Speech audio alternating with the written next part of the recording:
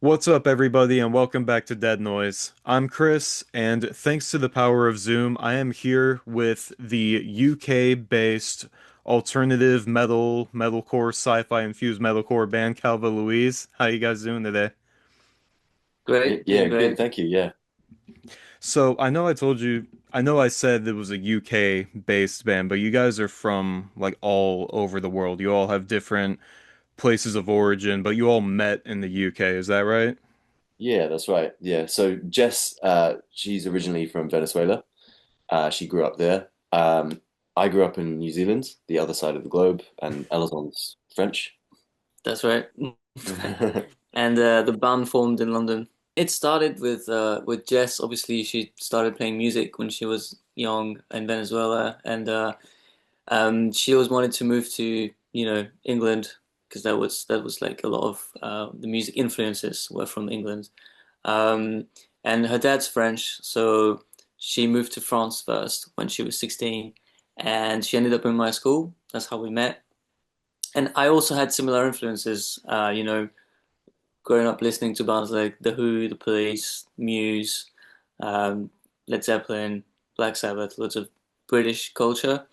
Uh, so we started playing music together in France for a few years, and then, you know, she was like, "Okay, let's go to England. Let's just go." And all right, I'll come with you. So we moved to, well, we went to England with nothing. Uh, I didn't speak English at the time. It was kind of crazy.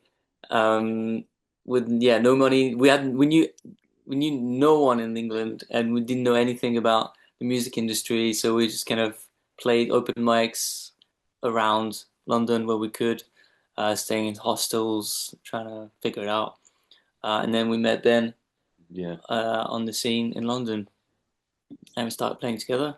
Your newest album, Edge of the Abyss, it comes out July 11th. We're about a little over a month ahead of the release at the time of this recording. How ready are you for the rest of the world to hear this album in its entirety? It's funny because for us, it's like it's been recorded and done for long, like for a little while. Um, so we're already kind of thinking about What's new things, next? but it's really exciting because having interviews like we're having right now and discussing the album, it's the first time we're having feedback from people before the release with the press, and so it's really exciting because usually you just kind of would kind of wait and then sit there until the release and be like, hopefully people like it, people enjoy it. But so far we've only been having amazing feedback from everybody we talked to about the album. So that's been really motivating to be like to keep going and keep working. And we're still Jess is still working on videos for the release of the album. So we're still building up to it. So that kept us motivated and feeling confident. Yeah. Yeah, definitely. It's definitely encouraging. Like Alizon said, we've never had the dissemination of the record to, press beforehand. So it's really interesting hearing the feedback, which it's been great, and yeah, like previously, yeah, it's just been kind of going in blind. But now it's like exciting, because people seem to be loving it ahead of the release. So we're like, yes, yeah, great. Well, to add to that positive feedback, it's a highlight for me for 2025. Like I'm already the year's not even half over, but I'm still like trying to get ahead of like the end of the year lists and putting stuff together. This is easily in the top five so far. Oh, amazing. Thank you. Oh, thank you. So I know there's a conceptual element to that, and we're gonna get to that in a little bit. Am I correct in remembering that this is sort of a sequel to your previous album? Yes, Yeah. so Over the Threshold it was like a mixtape. Like we called it a mixtape because it was so DIY, it was completely independent. And it was also, we kind of worked on it as the release went out. Hmm. So it was kind of like recording and mixing and then filming a video and then releasing the track and then doing the next track and then the next track. And then after a while, it was like, oh, well, there's like 10 songs. So, Now it's a mixtape, all together. But it was very DIY and like very much a one song by one song um, process. Um, so this one is much more like a classic album kind of process. So it is. I mean, the thing is that there is a story that's underlying the whole project, and so in many ways, everything relates. All the songs, all the videos relate to that same story. But you can tell in the videos that came out for this album that it's like a direct continuation of Over the Threshold, especially with the video, the way they link. Because Over the Threshold was like set in the future, and then with Under the Skin, it's kind of like the last video of the future, and then it kind of like winds back to the 90s.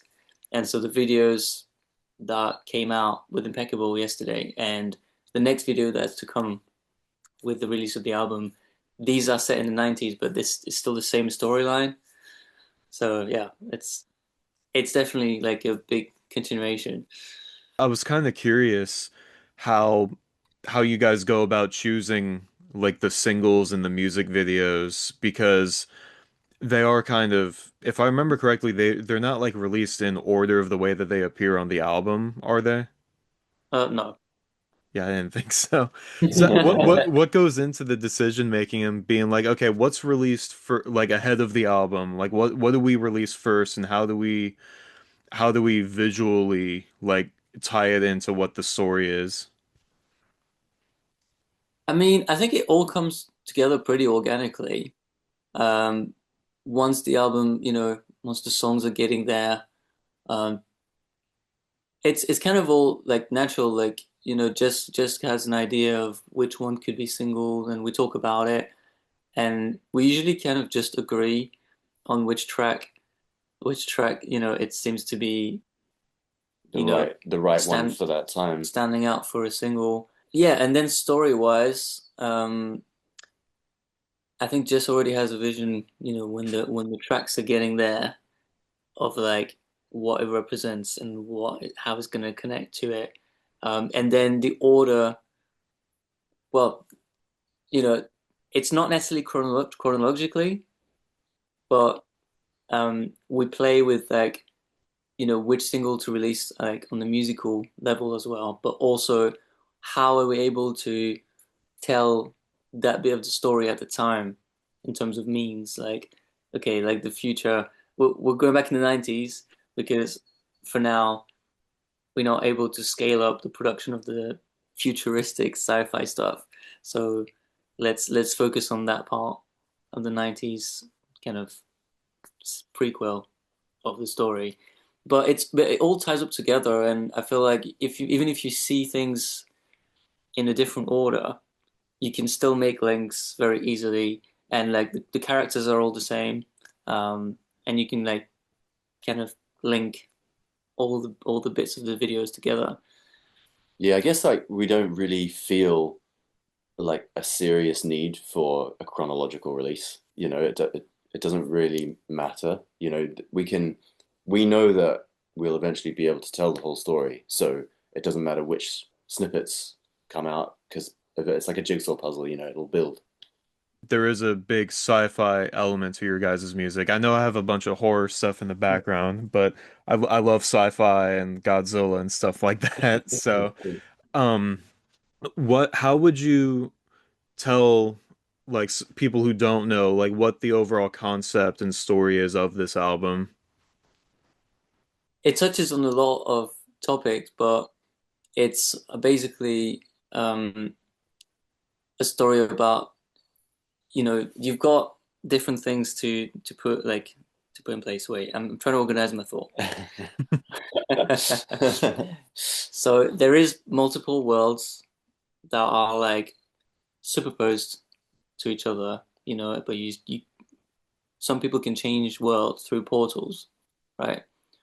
And everybody's got a double, which is like the real the real you, but in a different world. And so you've got the travelers on one side and the double on the other side. And they aim to meet and connect, but a lot of things get in the way. You've got, foreign entities that are not organic. You have, treacherous people that have like hidden agenda, and there is like a big web of characters and storylines. And this album in particular focuses on um, a few characters and how they met, for example, how they met the double for the first time in the real world. So this is the real world, and then you've got the fractal world, which you can see in the sci-fi video. And so Johnny, for example, who's like the um, character in Impeccable. So he's the same character that you see in the sci-fi, older. So um, the older guy, the older man in the Over the Thresholds videos mixtape. Um, that's him in Impeccable, and that's like how he first got in touch with his double, and how it all started, and how he went to the fractal world and became, you know, this character that he is in the sci-fi. So there's a lot of storyline like that, and yeah, this album focuses more on the origin stories of a few characters like that in the 90s, and how they first got in touch with their double. I really Yeah, and like that. I reckon like the sort of that this whole concept is like that permeates all the records that Hmm. we've done, Yeah. and it's that same story but retold in a different way. So it's all a continuation, you know. Um, yeah, but that's like I mean, yeah, for this specific record, it's focused on those characters, um, and yeah. How do you bring like this like otherworldly sonic nature to life on stage? Like are how theatrical do you think what's the threshold for how aesthetically theatrical you guys can bring it to the stage? Is there a limit? We have a lot of ideas, Yeah. and we have a lot of things that we want to do.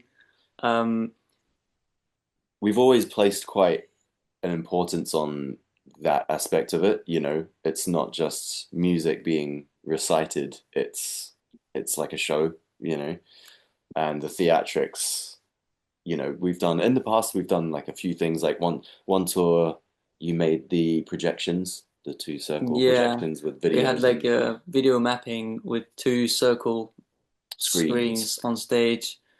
But yeah, I think like just going forward in future, there's loads of things we want to try and give the audience and the fans as much of an experience as we can, really. And just yeah, it's just fun. Like I remember going to live shows, and especially band like Muse, I think have been influenced for that because they put on a show. Like it's not just three guys on stage. You know it's lights, it's visuals, it's things. Um, and I've always loved that.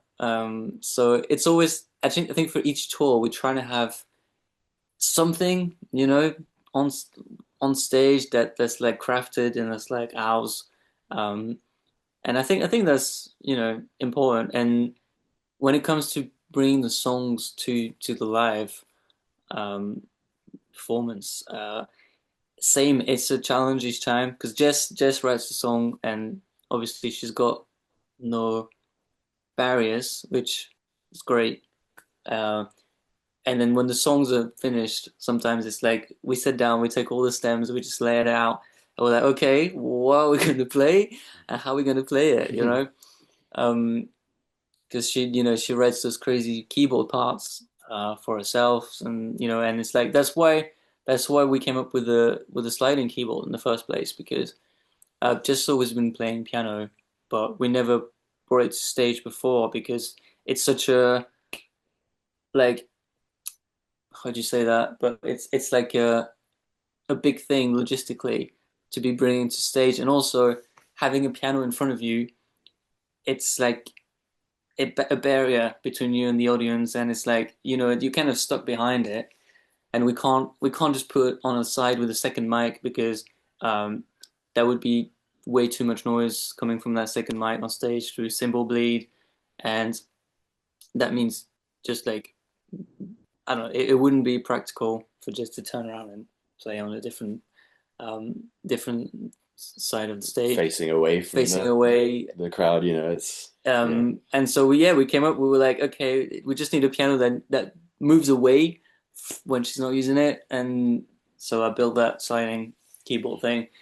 And yeah, and it's always like that, bringing new songs to stage. It's a process of trying to find what works, and we record every practice. We listen to it back, and we record like a multi-track of the practice, and we go in and we're like, okay, this is not quite right. I think here should be guitar, and here should be more like layers of things, and and we work it out basically until it feels right to play and to listen. But we try to perform as much as we can all the time.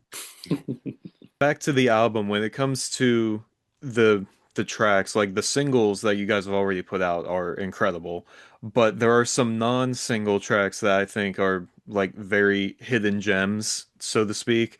Which non-singles are you most excited for fans to hear when the full album's out? Non-singles. For me, probably barely a response. What um, to meet you out, funny enough, I used to be one of my favorite.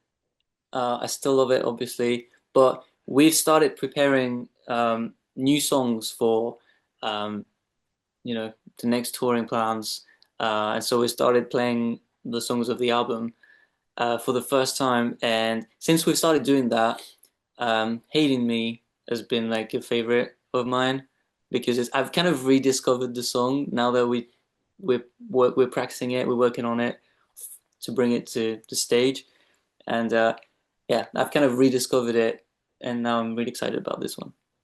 Th Those are both probably two of my favorite. I love those songs. I'm so glad you said Barely a Response because the more I listen to the album, I'm like, okay, I have to pick one favorite to ask about, and it was probably going to be Barely a Response. From a musical level, I just think it's probably the best one on the album, in my opinion. Oh, do you guys have any stories or any memories from the making of that song that stick out to you?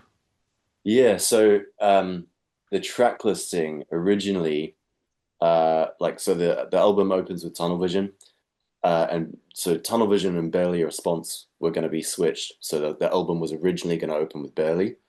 Um, and I said to Jess, I was like, I think they should swap. I think Tunnel Vision should open the album. And she was like, no, no, no, it's fine. It's good. It's good how it is. It's good how it Well, actually, it's because the is. artwork was already made with Yeah, barely a yeah, response with the like on number written one. on the back of Uh, the artwork and stuff. Yeah. And then yeah, she woke up one day and she was like, "Oh shit, actually, yeah, yeah, I think it should be, yeah." And it just, so we ended up swapping them over. Um, both are two of my favorite songs on the record. Um, but Tunnel Vision felt right to open with. yeah, that was. I always felt like that was one of those songs that was kind of like planned to be the opening track, but like hearing you tell that story, I'm trying to think of Barely a Response opening. I'm like, that would have been cool, but you definitely got it right with a Tunnel Vision opening. Yeah. Now, I always love asking about artwork whenever I get to talk to a band about an album, and obviously there's some aesthetic overlap between this and Over the Threshold. What was the overall vision for this album and this part of the story, and how does it kind of coincide with the music in your guys' vision? Actually, it's funny because in terms of artwork, so Jess creates all the artworks as well. So all the visuals that you see, Jess creates.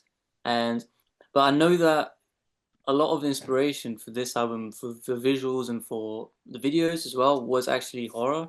So it's kind of funny that we have this theme today, but this like I think yeah, a big sort of vibe was like sci-fi horror, especially for the videos. The last two um, narrative videos, What the Fuck and Impeccable, those were like sci-fi horror basically influenced. And so even into the artwork, I feel like it can kind of transpire a bit. Um, I know, well, we're being all big fans of cinema and movie. I feel like movie posters have always been a big influence on artwork for Jess. So that's yeah, that's something. Yeah, definitely. And like for this record, like the the atmosphere presented in the on the cover art is it is definitely very foreboding, which obviously reflects the abyss, and I think that that whole horror element and plays into that as well. Are you guys also like sci-fi horror fans yourselves? Oh yeah, I mean David Cronenberg, 100% big fan. Yeah, I think like I was sci-fi first, and I've got into horror since. Mm. Uh, Yeah, probably him to be honest, yeah, but I've always loved sci-fi. because we're huge Star Wars fans. Yeah, Um, Firefly. Holy shit. Firefly, I Yeah, still need to watch that actually. that's really good. Um, but yeah, sci-fi's always been a big. I mean, my I grew up with sci-fi because my dad is like a massive sci-fi fan. He always has like anything sci-fi, he'll just put it on like yeah, space. Um, but yeah, like the horror part is definitely kind of crept in as well. Like I remember watching like The Matrix very very early on, Yeah, which has some horror it's yeah, side to it, little bits of horror in there. Yeah. Um, and what's this movie that we watched Have with you Lawrence Fish? Um, Lawrence Fishburne yeah, Fishburne. recently? Like a year, like a few months ago. Um, Oh well, it's it'll a come. horror movie in space as well, but Alien obviously a big influence. Yeah. Um, Have you seen Event Horizon? Yes, Yeah, that's great. that's a really good one. Yeah. Do you guys have any live shows lined up? Are you guys coming back to the States at all? yeah, so we're gonna be announcing some live shows in the next couple of weeks probably. So we by the time this is out, it should be announced. So we're coming back to the US in September, Oh, uh, doing a headline tour across The the US. states, yeah, Yeah. from West Coast to East Coast. So that's super cool. But can't wait to come back. We Yeah. love playing in the US. Yeah, it's great.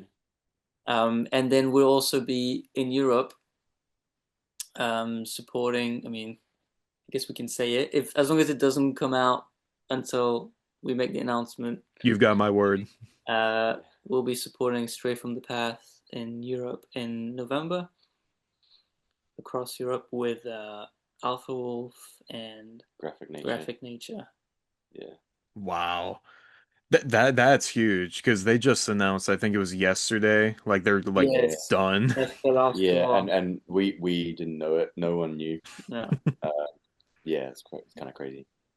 Wow. That I've never listened to Stray from the Path, but obviously they're like a gigantic name in the scene and like people in the know. So to be on that spot for their last tour too, that's huge. I'm happy for you guys. Thanks. Yeah, Yeah. it's a bit sad that Yeah, it's the last tour, but yeah, for we're sure. glad to be part of it. Yeah, it's gonna be great. It's gonna be a great tour.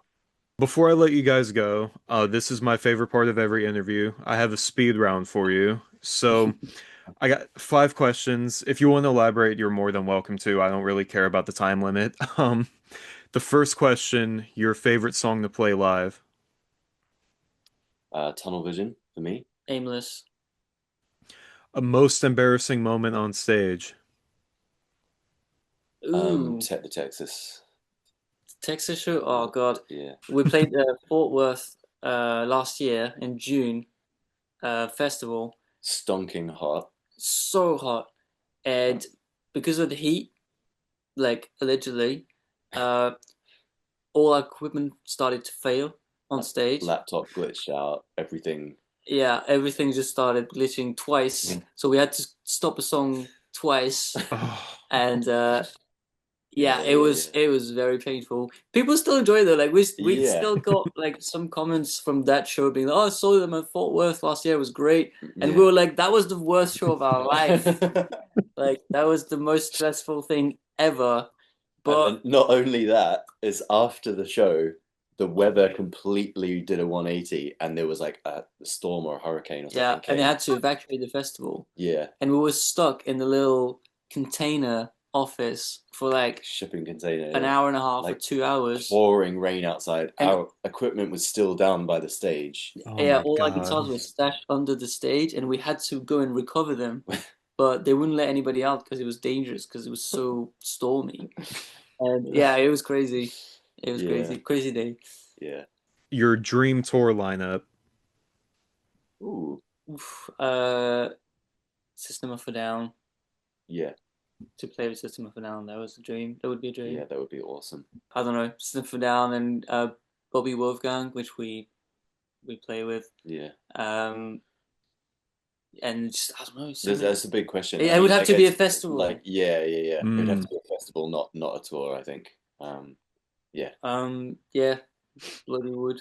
yeah, Uh, I have Bloody with there. like so many bands that we love. Yeah, absolutely. Get Stray back. Come on, more. Yeah, yeah, that'd be awesome. Your favorite thing to do outside of music. Ooh, Um, I love eating. I love food.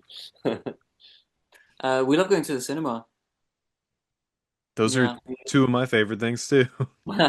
we have like a group chat with some of our friends, uh, and we like, okay, let's go see this next week. Let's go to this on Friday. You know, we kind of make plans, and we all go to the cinema, like 8 of us. I We love got a that. local cinema where we are, and it's really nice. It's cheap, and the seats are amazing. So we love it. That's always good. Mm. Yeah. And the last question, this one's always my favorite one. The song you wrote that means the most to you. I feel like it changes depending on like the time or either sort of what you're experiencing at a Mm. given time. Um, I think like Third Class Citizen for me Mm. is like that was quite a prominent like flagpole moment.